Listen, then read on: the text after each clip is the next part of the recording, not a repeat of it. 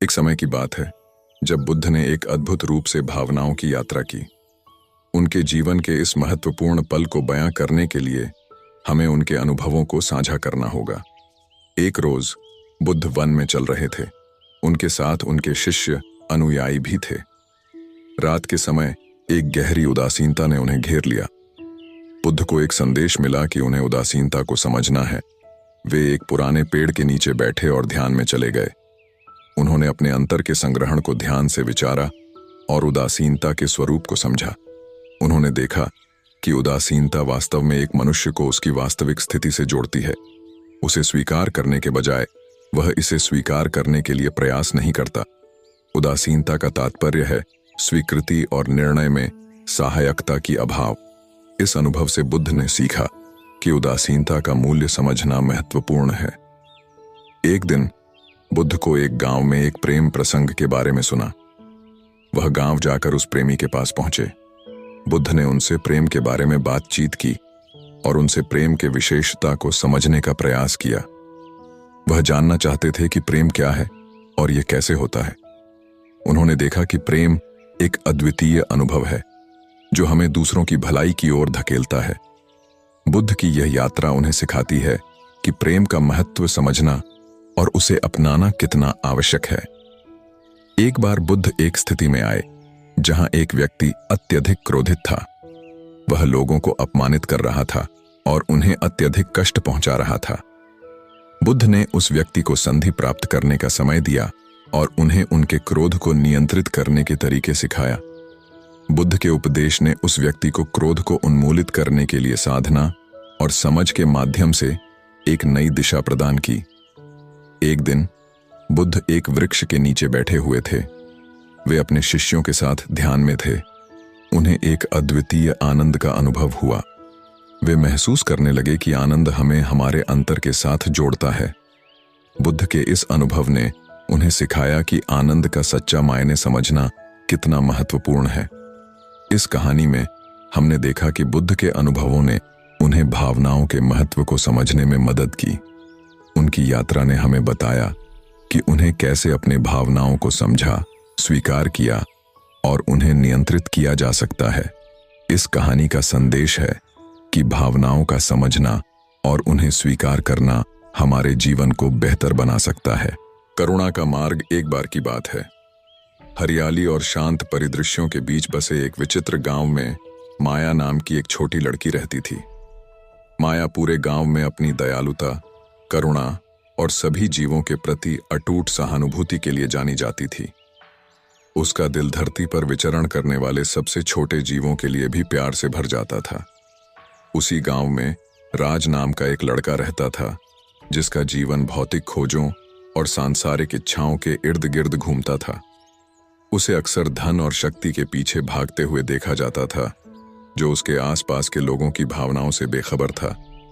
अमीर होने के बावजूद राज को अपने भीतर एक खालीपन महसूस हुआ, कुछ गहरी और अधिक सार्थक चीज की लालसा। एक भाग्यशाली दिन माया और राज की राहें गांव के मंदिर में पार हो गईं। जब माया बोधि वृक्ष की छाया में शांति से बैठी थी तो उसकी कोमल उपस्थिति शांति की आभा बिखेर रही थी। उसके शांत व्यवहार से मोहित होकर राज सावधानी से उसके पास गया। क्षमा करें, लेकिन आप इस मंदिर में क्यों आए हैं? राज ने जिज्ञासा से भरी आवाज में पूछा। माया ने गर्मजोशी से मुस्कुराया। उसकी आंखों में सदियों की बुद्धिमत्ता झलक रही थी। मैं यहां बुद्ध की शिक्षाओं से सांत्वना और मार्गदर्शन पाने के लिए आई हूं, उसने धीरे से उत्तर दिया। राज्य की दिलचस्पी बढ़ गई। उसने बुद्ध के बारे में सुना था, लेकिन कभी उनकी शिक्षाओं में गहराई से नहीं गया था। और अधिक जानने के लिए उत्सुक उसने बोधि वृक्ष के नीचे माया से मिलने का फैसला किया। जैसे जैसे दिन हफ्तों में बदलते गए, माया और राज ने बुद्ध की गहन बुद्धिमत्ता पर चर्चा करते हुए अनगिनत घंटे बिताए। माया ने अपने कोमल मार्गदर्शन से राज को करुणा, सहानुभूति और आंतरिक शांति के महत्व को समझने में मदद की। धीरे धीरे लेकिन निश्चित रूप से राज के दिल में एक बदलाव होने लगा। फिर भी माया के सर्वोत्तम प्रयासों के बावजूद राज अभी भी भौतिक संपत्तियों के प्रति अपने लगाव को छोड़ने के लिए संघर्ष कर रहा था। उसने खुद को सांसारिक सफलता की अपनी इच्छा और उसके सामने रखे आध्यात्मिक मार्ग के बीच फंसा हुआ पाया। एक शाम जब सूरज क्षितिज के नीचे डूब रहा था, माया और राज ने खुद को दुख की प्रकृति के बारे में एक गहरी बातचीत में व्यस्त पाया। हम क्यों पीड़ित हैं माया? राज ने पूछा। उसकी आवाज में निराशा थी। माया ने उसकी आंखों में करुणा की चमक के साथ देखा। हम इसलिए पीड़ित हैं क्योंकि हम उन चीजों से चिपके रहते हैं जो अस्थायी हैं, उसने धीरे से समझाया। सच्ची खुशी भीतर से आती है, बाहरी स्रोतों से नहीं। राज ने एक पल के लिए उसके शब्दों पर विचार किया। उसका मन परस्पर विरोधी भावनाओं से घिर गया। अचानक उसे एक कोमल लहर की तरह स्पष्टता की भावना महसूस हुई। उस पल में उसे धन और शक्ति की अपनी खोज की निरर्थकता का एहसास हुआ। आंतरिक शांति पाने के लिए दृढ़ संकल्पित, राज ने बुद्ध द्वारा बताए गए करुणा के मार्ग पर चलने की गंभीर प्रतिज्ञा की। माया के मार्गदर्शन से उसने सभी प्राणियों के प्रति प्रेम और दया विकसित करना शुरू कर दिया, चाहे उनकी सामाजिक स्थिति या पृष्ठभूमि कुछ भी हो। जैसे जैसे मौसम बदलते गए और साल बीतते गए, माया और राज्य का बंधन गहरा होता गया, दोस्ती की सीमाओं को पार करते हुए। साथ में वे आत्मखोज और आध्यात्मिक विकास की यात्रा पर निकल पड़े, अटूट विश्वास और लचीलेपन के साथ जीवन के उतार चढ़ाव को पार करते हुए। रास्ते में उन्हें कई चुनौतियों और बाधाओं का सामना करना पड़ा, जो उनके संकल्प की ताकत की परीक्षा ले रही थीं। फिर भी इन सब के बावजूद वे करुणा और ज्ञान से निर्देशित जीवन जीने की अपनी प्रतिबद्धता में दृढ़ रहे।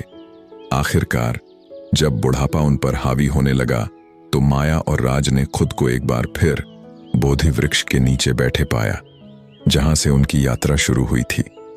जब उन्होंने साथ में साझा की गई अनगिनत यादों पर विचार किया, तो उनके मन में कृतज्ञता की गहरी भावना उमड़ पड़ी। हमने जीवन में अलग अलग रास्ते अपनाए होंगे, लेकिन हमारी नियति हमेशा एक दूसरे से जुड़ी रही है, माया ने गर्मजोशी से भरी आवाज में कहा। राज ने सहमति में सिर हिलाया। उसकी थकी हुई आत्मा पर शांति की भावना छा गई। वास्तव में माया, साथ में हमारी यात्रा चमत्कार से कम नहीं रही। और जब वे बोधि वृक्ष के नीचे मौन संवाद में बैठे, प्रकृति की कोमल फुसफुसाहट से घिरे, माया और राज को पता था कि उन्हें एक दूसरे की संगति में सच्ची खुशी मिली है, क्योंकि अंत में यह धन या शक्ति नहीं थी जिसने उन्हें पूर्णता दिलाई, बल्कि उनके दिलों में पनपे असीम प्रेम और करुणा थी।